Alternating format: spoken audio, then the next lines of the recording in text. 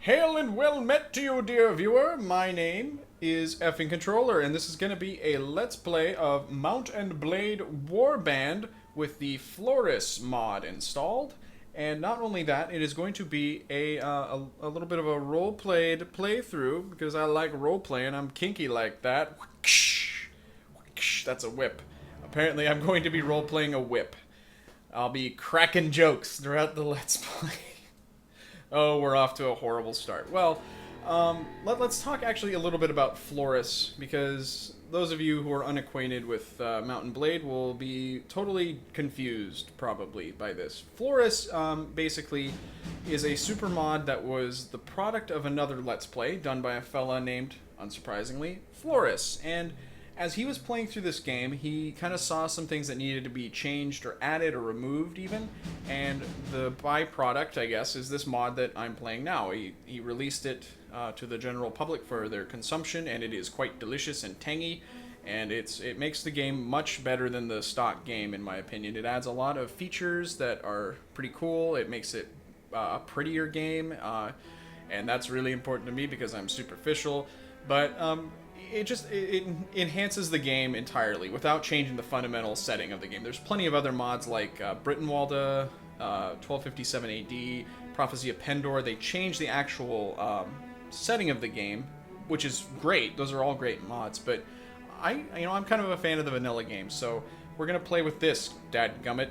I'll actually go ahead and put a link in the description to the Taleworlds forum topic for this mod, as well as probably for the Let's Play itself, because it is quite good if you haven't read it before. So let's actually get going here. And despite the fact that probably every Mount and Blade player ever has read this a million times, I'm going to read it to you, dadgummit. I'm a completionist. So here we go. You hear about Calradia, a land torn between rival sovereignties battling each other for supremacy, a haven for knights and mercenaries, cutthroats and adventurers, all willing to risk their lives in pursuit of fortune, power, or glory. In this land, which holds great dangers and even greater opportunities, you believe you may leave your past behind and start a new life. You feel that finally you hold the key of your destiny in your hands, free to choose as you will, and that whatever course you take, great adventures will await you. I want to go back. That sounds like a nightmare. Now let's go ahead. So, I've been thinking a little bit about the kind of character we're going to be creating today. As I mentioned, I do want to roleplay this. And as far as his name, he's going to be called Effington because I'm uncreative. And I think it's kind of sounds funny.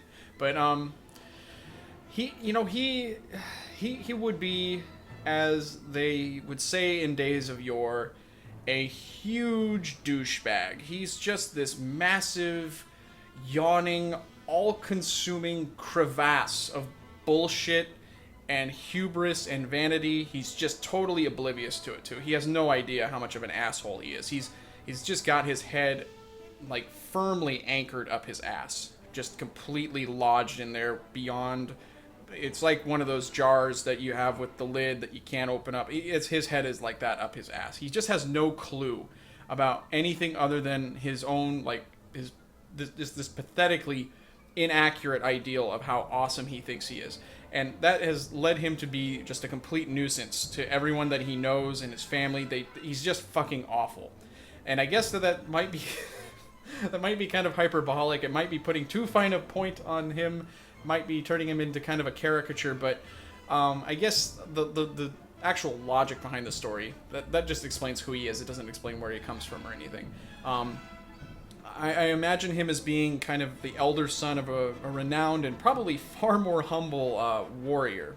A very, accomplished and respected fighter, but one who, doesn't have very high ambitions. He's very humble about what he wants out of life. Maybe he's seen a lot of combat and he kind of sees what it is. It's a nightmare, and he just wants to try and live out his life peacefully. Maybe he has a small plot of land. He's not a huge landholder by any means, but... he doesn't really want all the glory and all the, various honors of being an amazing knight or anything like that. He just wants to... He's a very chill kind of guy. But Effington, on the other hand, he says, no, my family is awesome, and particularly me, For what reason he thinks that, I don't know. Maybe he got a little bit too much encouragement as a kid to be all that he could be. I don't know. He's overindulged as a child, perhaps. But he thinks that the family should have more recognition and fame and honor or what have you, and that he also should himself have that. So he's developed into this just, prideful, kind of loudmouth jerk.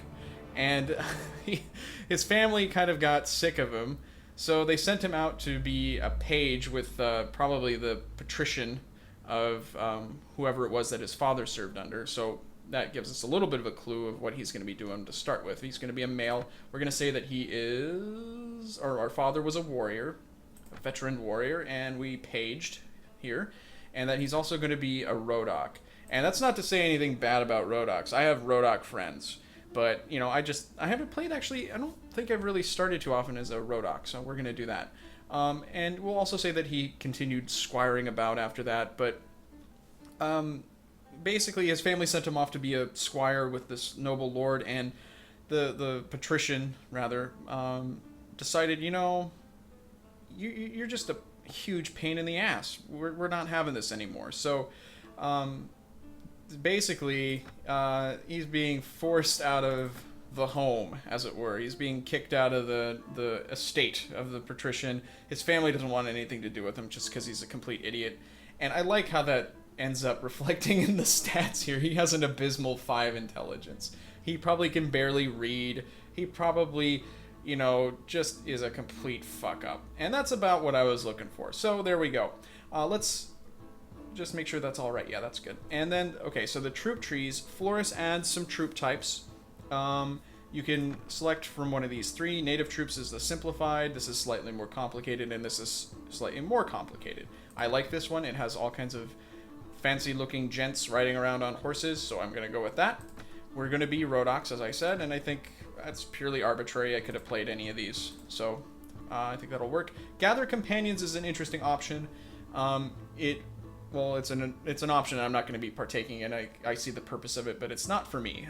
Basically, in this game, you can meet companions who are characters much like you, who will travel along with you and have various things to say about things that you do, and they're basically like a companion in a traditional RPG game. Most of the time, most of your troops are going to be just troops, and you don't really interact with them in any important way.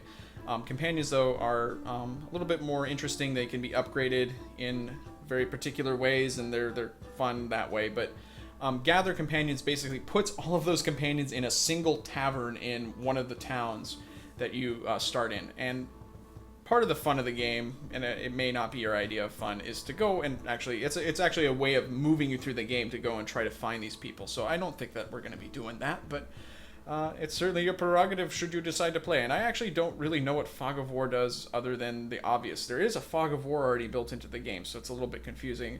I'm just going to leave it unchecked because I've never really bothered to try it. So somebody out there is probably commenting right now, God, it does this, you fucking idiot, but whatever. Too bad. Alright, so we're good. And I'm going to say, allow me to quit without saving. And again, that might ruffle some feathers, but, Let's Plays have an awful tendency to have technical difficulties. So I think that this is prudent. And that's just going to have to be the explanation you get. I really don't want to... Well, let's name our character very cleverly Effington. And, I don't want to get too gamey with the stats, but with that said, 5 intelligence is pretty awful. It really also would be possibly better reflected in lower charisma, but we're gonna leave that as it is. Actually, I'm gonna give him, well, no, I'm putting my foot down, because the reason I wanted to set that up a little bit more is to get more leadership. All these stats here are based on all these stats. You get the ability to upgrade these based on what these are. So I'm gonna leave it for now. I'm gonna try to be patient, and I'm just gonna upgrade his strength. He's probably a big muscle head, and like I said, just a huge douchebag. Let's increase his archery a bit. It would be reasonable for him to have a little bit more, I think. And he can probably throw a sweet spiral, and we'll give him some more in two-handers, I guess. All right. And, oh, we've got lots of skill points left. Power Strike. I'm gonna give him another one. This is a jerk. And Shield, Athletics. And it's probably kind of a good at scrounging up scraps because people don't like to feed him, because they hope that he dies. I don't know. That's my logic for those. That'll do. That'll be just fine. All right, so this is the generic model, but I usually like to hit random until I get kind of the facial structure I want. And I want him to have just... Oh, that's almost perfect, actually. He looks very ill-favored there. He just looks like a complete doofus. I'm just gonna scroll through a little bit. There. I don't want him to look like a complete moron. Of course, he is a dick, but he's not completely... I mean, obviously he's able to fight and everything. We don't want him, though, to be, like... We want him to look annoying more than we want him to look, like somebody who you'd pay money to kick in the balls. Well, wait. That's the same thing. That's a nice little hairline scar. I want him to look aggressively stupid. That's the look I'm going for, basically. That's a pretty aggressively stupid look right there. And that looks like Hulk Hogan. But we're not going to give him that weird tonsure there. I don't think that's going to be good. That's a mullet. That's that's in the ballpark there. That is annoying hair. That is definitely annoying.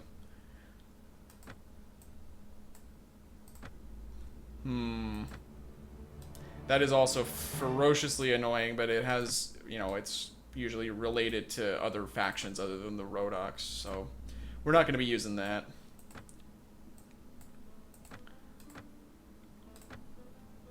I think I liked the one I remarked about earlier. Yeah, that is just... Oh, you got spiky frickin' skater hair. The hell is with that? This is Calradia.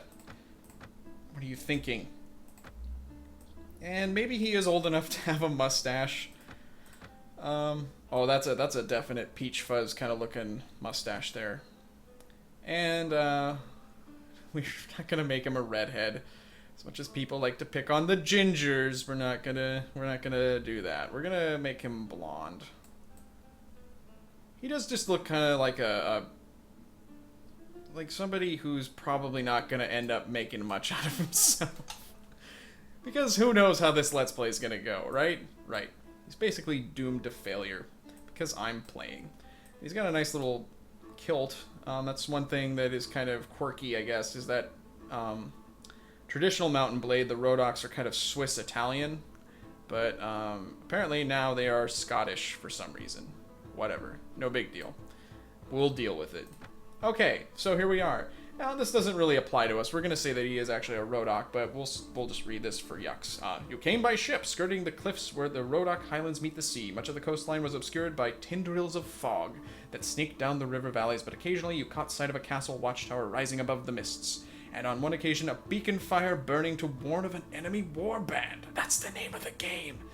You knew that you were relatively safe at sea as you were too far south to risk encountering the sea raiders who trouble the coast of the Nordic lands.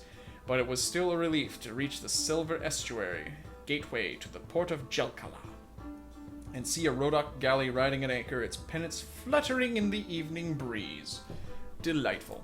You are exhausted by the time you find the inn in Jelkala, and fall asleep quickly. However, you awake before dawn and are eager to explore your surroundings. You venture out onto the streets. Maybe we'll just say he just got his ass kicked out in the middle of the night, so he's been wandering around the streets trying to figure out what to do. All of a sudden you hear a sound that stands the hairs of your neck on end, the rasp of a blade sliding from its scabbard. Okay. Oh man, he looks like an old-time football player. This is fantastic. He looks like Newt Rockney. I'm excited about this. Terrible shot with his crossbow. Hit him! You blithering moron. I should talk a little bit about the difficulty settings I have. Oh, you've got a spear. You're terrible. Oh, it's not even a spear. It is a fork. Wow, okay. That's probably going to have to change. I hate using spears in this game because they are awful. So, this merchant is going to come up and ask if we're alright. Well, I guess you're alive at any rate. I'm not sure that we can say the same for that other fellow. Ha ha ha. That's one less thief to trouble our streets at night, although heaven knows he won't be the last. Anyway, maybe you can help me with something. Let's talk more inside. Out here, we don't know who's listening.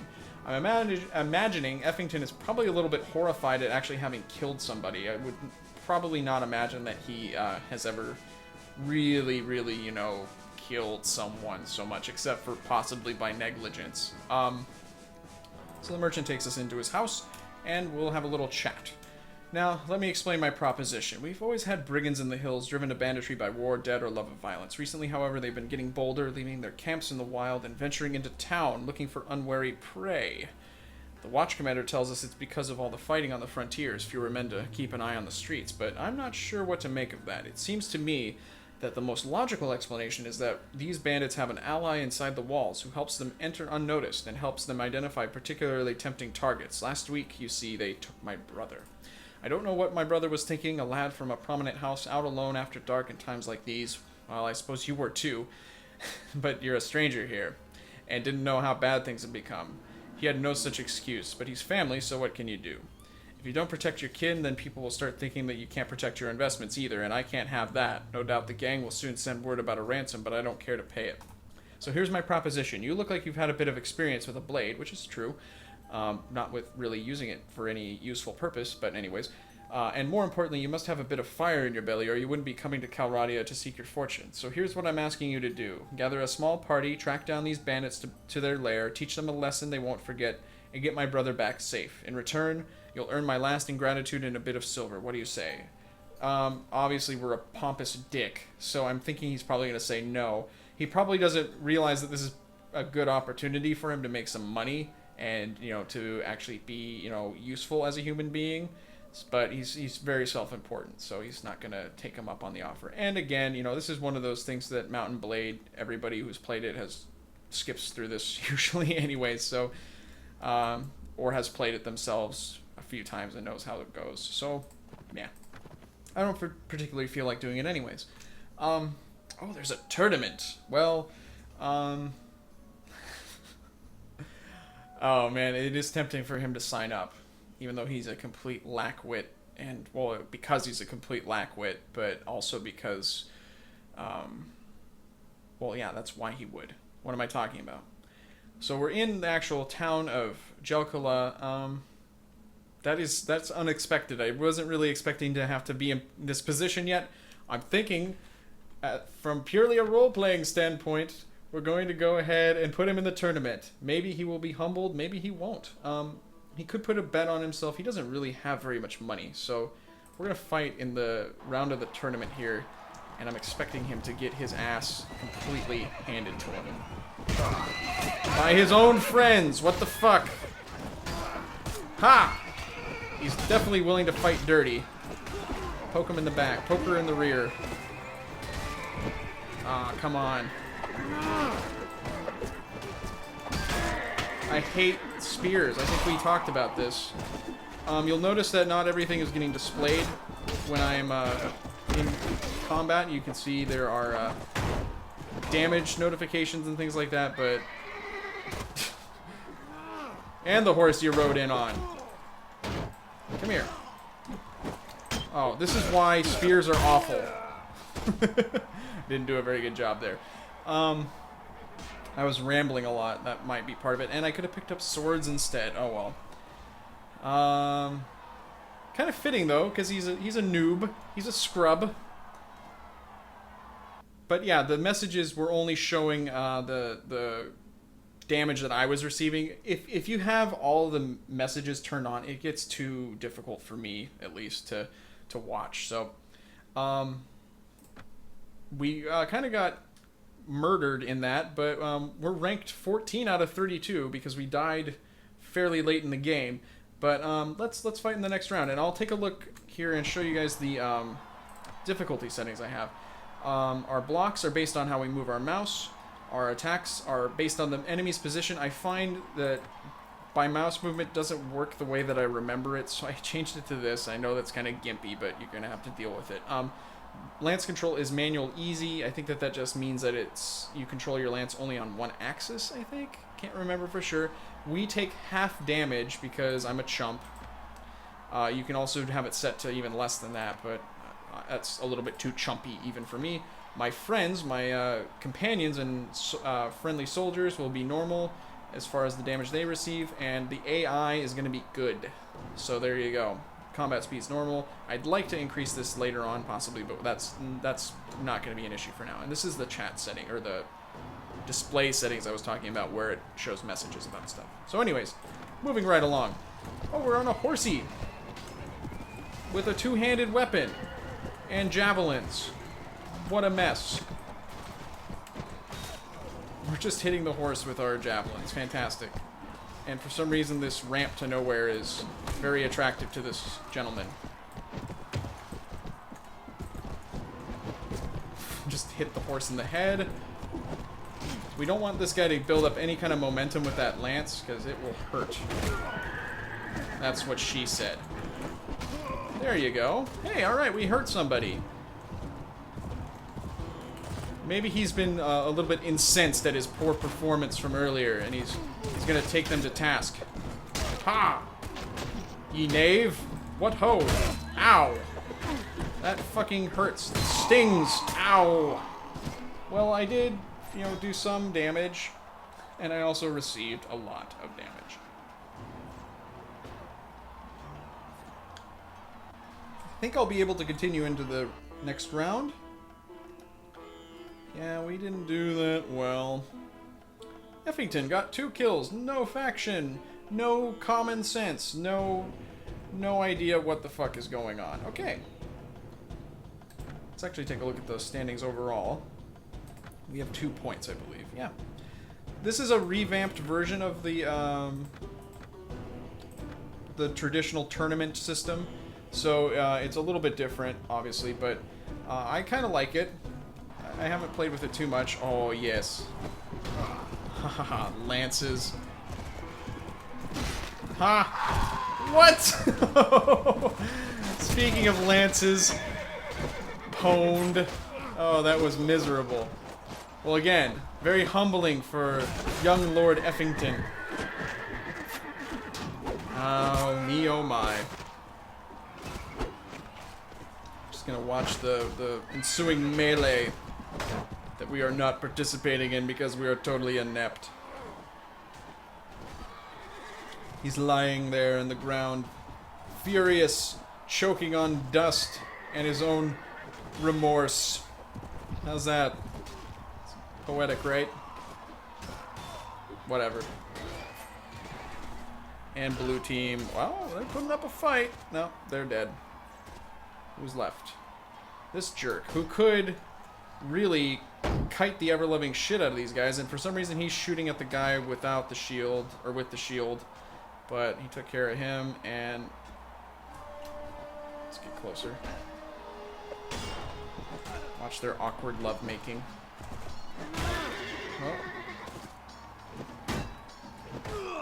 Oh, he got off his high horse, and then he kicked his ass. Alright. Well, I'm still ranked 12. Interesting. Well, we didn't really gain any points, obviously. And we are without a horse. We are without a prayer. We are without a hope in hell. Oh! Gotta be careful when you're an archer in these situations for obvious reasons. Oh, speaking of... Ow! Ow! Ow! Fuck! Didn't block in time. Effington, when will you learn? I kind of just wanted to get a little bit of practice, and obviously, as you can see, I'm a little bit out of practice. The guys that you end up facing in the tournament are usually fairly tough, though, so I'm going to go ahead and say that it's looking a lot worse than it really is. Oh wow, yellow team cleaned up. Cautious approach. Reported to Robert. Oh yeah, I should scroll through these and make sure that we don't win anything bad. 17 of 32. Oh boy. We're mounted at least, okay. Oh, come on. He was right there. Oh man, that was a terrible shot. I'm good with torpedoes, but not with crossbow bolts, apparently. Yeah, definitely very happy to shoot people in the back. Absolutely. Absolutely. That's the kind of prick that he is.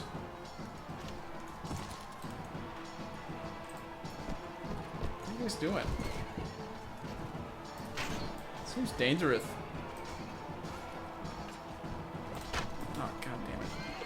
Oh, we got a spear.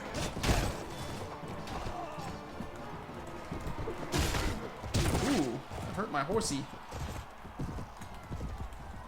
Alright, well these guys are gonna be dealt with pretty quickly. Maybe? Oh dear. One thing too is that if your horse gets injured, it will move more slowly. As we're seeing here! Stop it, stop it, stop it, stop it, fuck. And we're a failure. Again! Oh boy.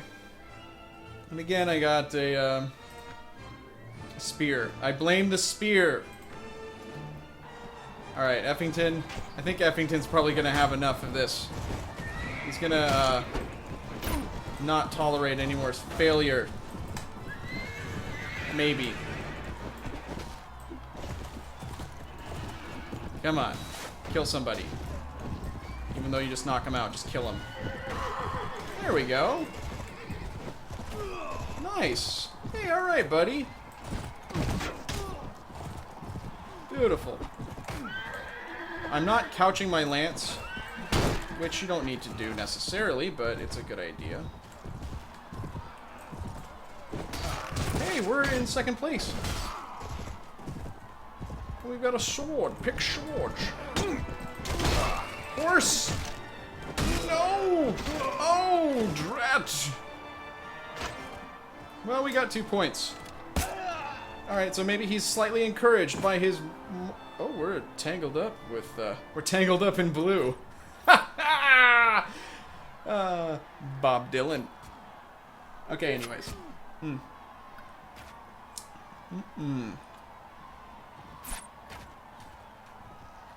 What's going on? You just... you fuck up? Just rode right into the wall. Outstanding. Well, we didn't get anything else. Okay, so we probably, yeah, we're not gonna get anything out of that, but that's okay. We managed to stick it through. That's probably more than Effington has ever really stuck to anything in his life. So good for him. I think this is a nice spot to break the episodes, you know, as they do in professional productions. So I'm gonna stop right here. Hope you guys have enjoyed this first episode, and I look forward to doing some more soon. This has been Effing Controller, playing Mountain Blade Warband with the Floris mod. Thanks for watching.